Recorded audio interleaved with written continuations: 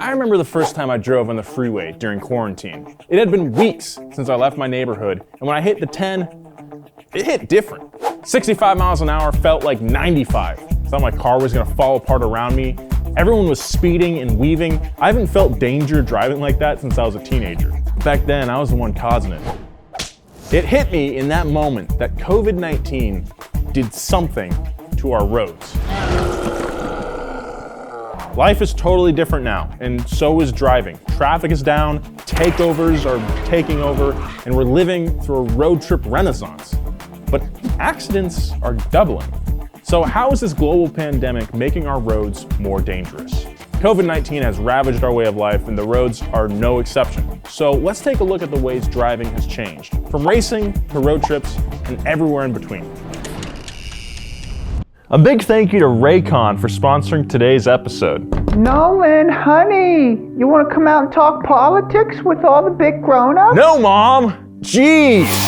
Nolan, what's a cool cat like you doing down in the dumps? Oh, nothing, Tickle and Tony. It's just that, I love my family, but being home for the holidays can be so stressful. Ah, yes, family. I once had a family once, but that's a story for a different day. How about you slide in those comfy, everyday E25 earbuds and rest your weary mind? You sound just as good as those other premium brands, but at half the price. That's right, you smooth-talking pelican. And better yet, with Raycon, you can escape those awkward holiday conversations with 6 hours of playtime. Oh, Tickle and Tony, I hope we're never apart. Oh, I'm not going anywhere, Nolan. You gotta say the magic words, baby. Oh, you mean just click the link in the description or head over to buyraycon.com/donut to get the year's best deal of a limited time 20% off your entire Raycon purchase? Nolan, your Uncle Jerry's here. Where's my favorite nephew? Let's start at the beginning. Towards the start of the pandemic, around late March, the whole world began to lock down. Restaurants closed, people started to work from home, even Disneyland shut its gates, and we all slowly realized that a big bowl of crap was gonna hit the fan. In the US, from February to April, there was a 41% decrease in personal miles traveled. Car-heavy cities like LA saw traffic decline by as much as 80% in the early months of the pandemic. 80%! LA hadn't seen roads so empty since 1929. It was kind of awesome, honestly. The air quality got way better, and you could get anywhere in LA in 20 minutes, which is unheard of. My post-nasal drip really improved as well. So it's kind of inevitable that people started racing more. Takeovers and street races were everywhere. I'm talking drag racing on the 405 and donuts in front of the Staples Center. Events are promoted through social media and word of mouth, so it's pretty impossible to control how many people show up. Just a whole ton of people having a whole ton of fun, just vibing. This is happening all over the country. Dallas, Memphis, Sacramento, LA, Portland even, have all seen a drastic increase in street racing. When cops shut one down, 3 more pop up, each bigger and rowdier than the last. Not only is law enforcement severely outnumbered, but people can see them coming from a mile away. And with no one else on the road, it's a lot easier to get away if the cops show up. In New York, street racing has grown so much that a senator introduced an anti-racing bill that would keep the speed cameras on throughout the night and broaden the definition of illegal street races. It was named the Furious Bill because lawmakers are boomers that only have one point of reference when it comes to street racing.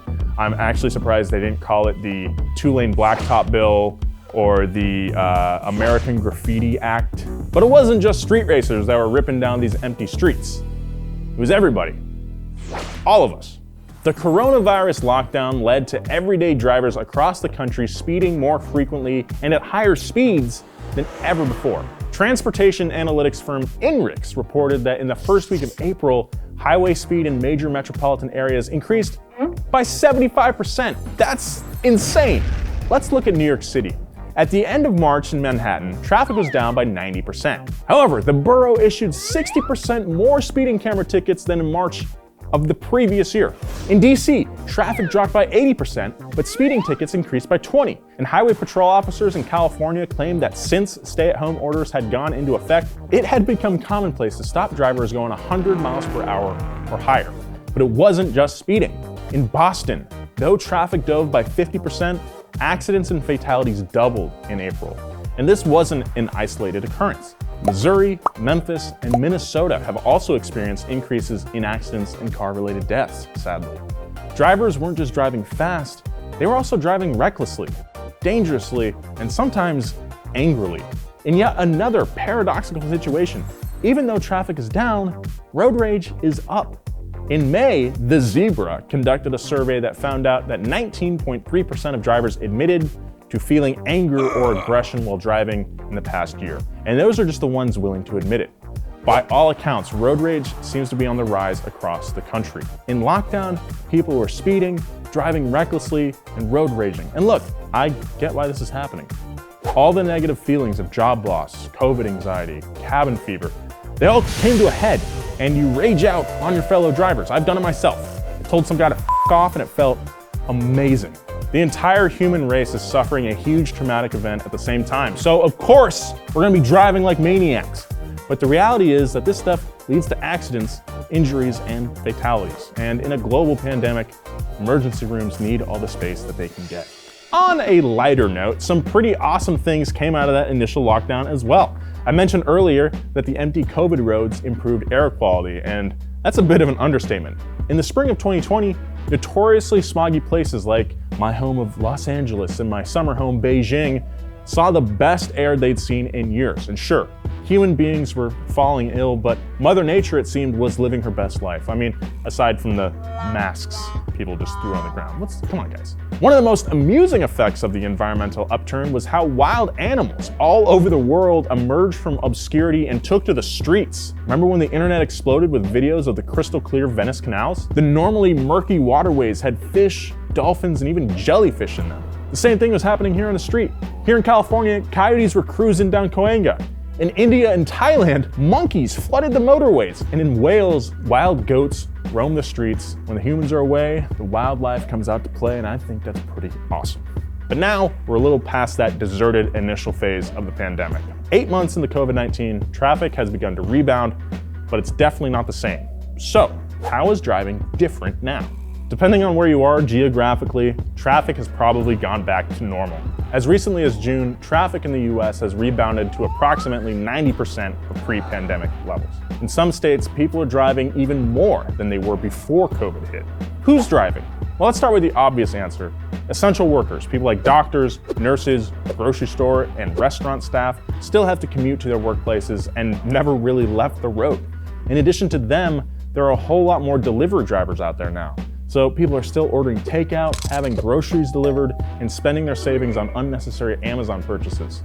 With the increase in delivery drivers on the road comes an increase in double parking, distracted driving, people navigating areas they're unfamiliar with. You may have noticed that there are also more bicyclists, scooterists, and pedestrians out there. Though most public transportation is up and running again, buses and trains aren't COVID-proof. The airflow isn't exactly optimal. So cautious commuters have taken to the streets, opting for an open-air breeze as opposed to that stale, fake subway wind, which is what you get after you order a meatball sub. But there's no way everyone is going to work, right? With unemployment at historic levels, that can't be happening. So where the heck is everyone going? If my Instagram feed is any indication, everyone and their mom went on a road trip this summer. I don't know about you, but I can't look at my phone now without seeing a Grand Canyon group shot or a Yosemite selfie. With air traffic down by 70% this year, it seems like road tripping is right up there with baking sourdough. You know what? It makes sense. Conventional vacationing isn't the safest right now, so travel junkies are finding their way around it through long-haul travel. You know, you got camping and even off-roading. Van life was already popular before, but now it's blown up, and overlanding is making its way into the mainstream as well. It's great. I tried hiking the other weekend, and I mean, I'm very out of shape, but I understand it now. So if they're not on their way to a national park, commuting to work, or delivering your donut merch, chances are high that they're actually driving nowhere.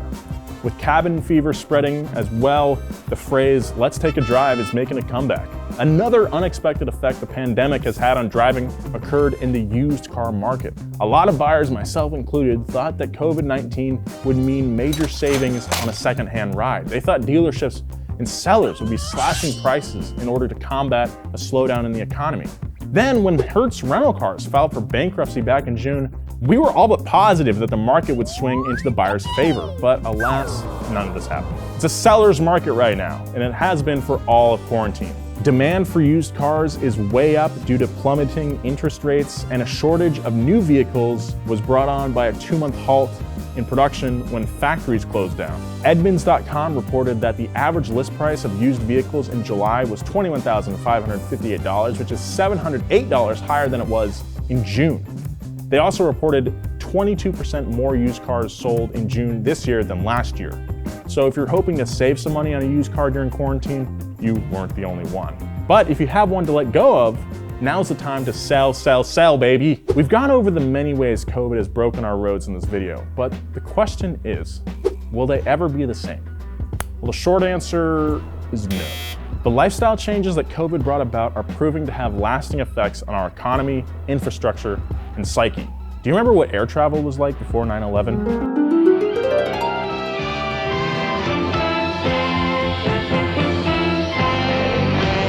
You could keep your shoes on the entire time and even meet people at the gate.